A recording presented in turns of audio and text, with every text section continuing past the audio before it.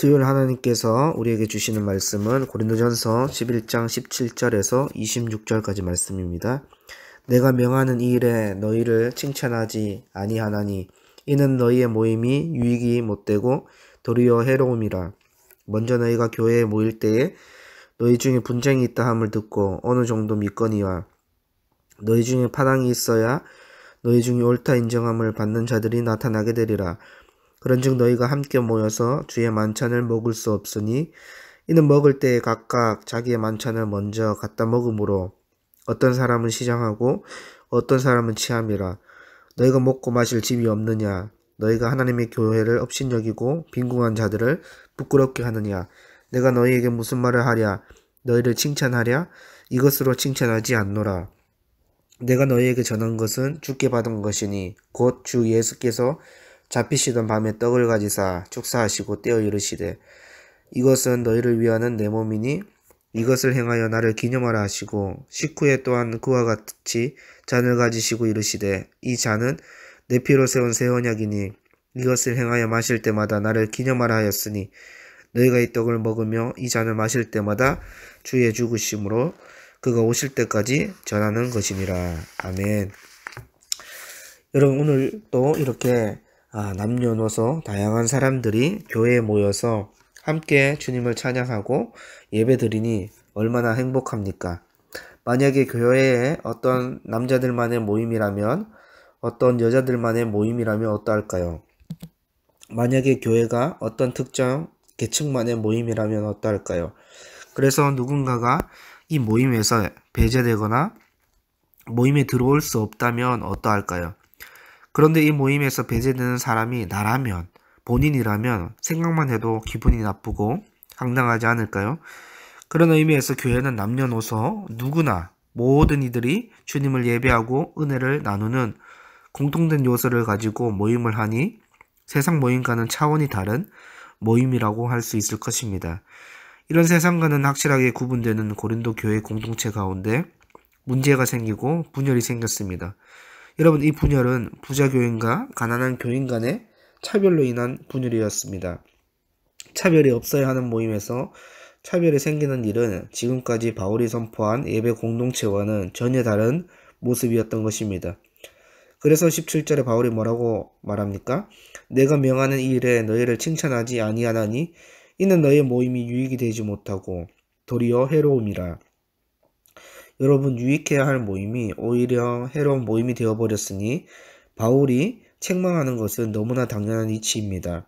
이어지는 구절에서 드러나듯이 이 모임은 주의 만찬을 기념하기 위한 모임입니다. 그런데 주의 만찬으로 모인 자리에서 분열과 해로움이 나타난 것입니다. 구체적으로 어떠한 문제일까요? 고린도전서 11장 20절에서 21절 말씀인데요. 그런즉 너희가 함께 모여서 주의 만찬을 먹을 수 없으니 이는 먹을 때에 각각 자기의 만찬을 먼저 갖다 먹으므로 어떤 사람은 시장하고 어떤 사람은 취함이라. 문제는 함께 모여서 주의 만찬을 하지 못했다는 것입니다. 여러분, 당시 고린도 사회는 애찬과 성찬을 같이 했습니다. 그래서 각자 음식을 가져와서 먹었습니다. 또한 만찬이 개인의 집에서 이루어졌습니다. 따라서 부유한 성도의 집에서 공동체가 모이고 그곳에서 성찬이 이루어졌을 것입니다. 따라서 시간적 여유가 가난한 자들에 비해 많았던 부유한 자들은 자신들을 위한 좋은 방에서 좋은 음식을 먼저 갖다 배불리 먹었던 것입니다. 이들은 취할 정도로 배불리 먹고 마셨던 것입니다. 그리하여 하루 일과를 마치고 늦게 온 가난한 자들은 바깥들이나 불편한 장소에서 기다렸다가 남은 음식을 먹으며 주의 만찬을 기념했던 것입니다. 결국 대다수의 가난한 자들은 조금만 먹을 수 있었고 어떤 이들은 먹지도 못하는 상황에 직면하게 된 것입니다. 결국 은혜로워야 할 주의 만찬이 성도들 사이에 분열을 일으키고 있었고 이 만찬은 주의 만찬이 아니라 부유한 자들만의 만찬이었던 것입니다. 여러분, 세상에서 부유한 자들이 있고 가난한 자들이 있는 것은 너무나 당연한 것입니다. 문제는 이러한 특권의식이 고린도 교회 속에 그대로 드러났다는 것입니다. 아마도 부유한 자들이 가난한 자들을 기다리지 못하고 음식을 먼저 먹고 마신 행동 속에 가난한 자들은 가난하기 때문에 늦는 거야 라는 생각이 있었을 것입니다. 왜냐하면 이들이 가난한 자들을 정말 배려하고 생각했다면 좋은 음식을 남겨놓아야 함에도 불구하고 좋은 장소를 차지하고 좋은 음식들을 먼저 다 먹어버렸기 때문입니다. 그래서 하루에 중한 노동을 하고 온 가난한 자들은 좋은 장소에서 배불러하며 치에 있던 부자들의 모습을 보면서 남겨진 음식을 겨우 먹거나 어떤 이들은 먹지도 못하는 상황에 직면했습니다. 여러분, 가난한 자들이 일을 마치고 주의 만찬을 위한 모임에 왔는데 어처구니 없는 현실을 보면서 어떤 생각이 들었을까요? 가난한 자들이 사이에서 지시당하고 명령받고 조롱받는 거야? 그렇다 치더라도 교회 모임에서 이런 대우와 모멸감을 겪었다면 이들이 교회 공동체에 남고 싶겠습니까? 더군다나 바울이 전한 교회 공동체는 서로 아껴주고 사랑하는 평등한 공동체라고 이들이 익히 들었던 터라 이들의 허탈감은 더욱 컸을 것입니다. 결국 이러한 소식을 접한 바울은 강도 높게 비판합니다. 바울은 너희가 먹고 마실 집이 없느냐라고 부유한 자들을 책망합니다. 바울은 공동체를 이렇게 분열시킨 것이며 너희 집에서 충분히 먹고 마시라는 것입니다. 바울은 이들의 행동이 하나님의 교회를 업신여기고 가난한 자들을 부끄럽게 만들었다고 강도 높게 비판합니다. 여러분, 바울의 강도 높은 비판은 당연한 것이죠.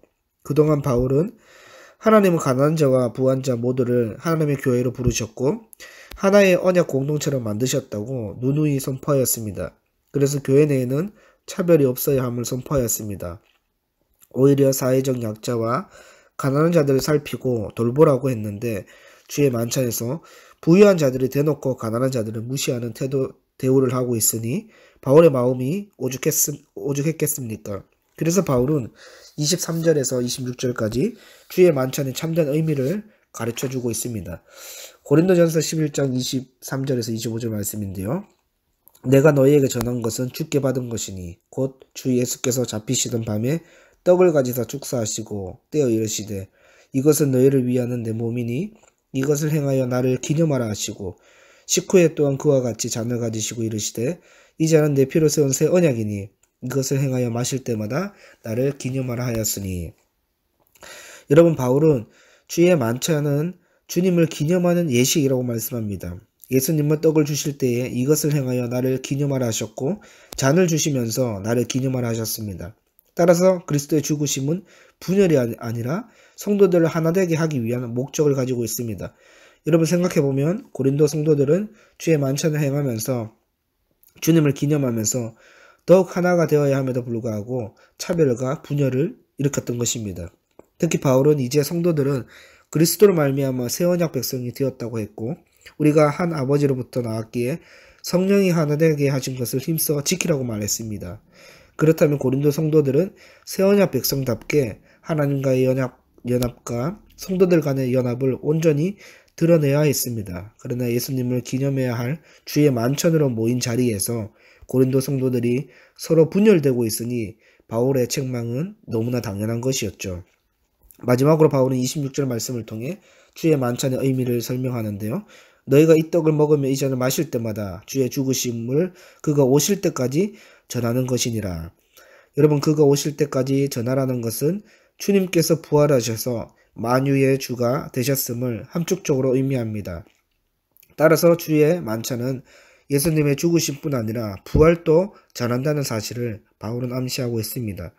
그래서 바울의 사무치는 바람은 교회는 주님 오실 때까지 그리스도의 죽으심을 이루신 하나님과의 교제와 성도 간의 교제를 잊지 말아야 한다는 것입니다. 여러분, 주의 만찬은 은혜의 방편으로 유익해야 합니다.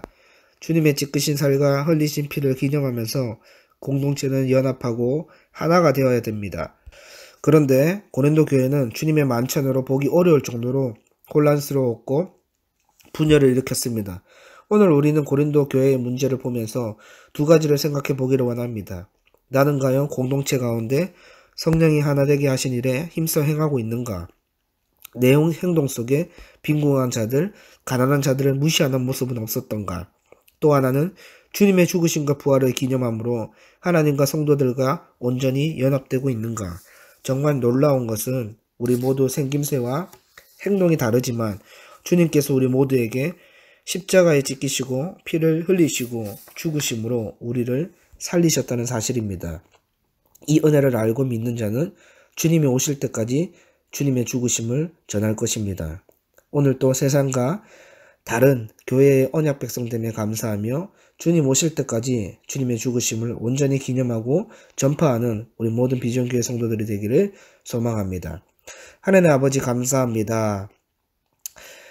성령이 하나 되게 하신 것을 힘써 지키라고 말씀해 주시고 주의 만찬을 통해서 그리스도의 죽으심 하나님과 연합하고 성도들과 기념하면서 연합해야 할 터인데 고린도 교회 성도들이 서로 분열되고 차별을 일으켰습니다. 주님, 우리의 모습 속에서 우리가 차별되고 분열되는 모습이 있다면 용서하여 주시고 다시금 주님을 기념하며 죽기까지 주님을 사랑하는 그 마음으로 성도들과 연합하고 분열이 아니라 사랑과 섬김으로 하나 될 수 있도록 역사하여 주시옵소서.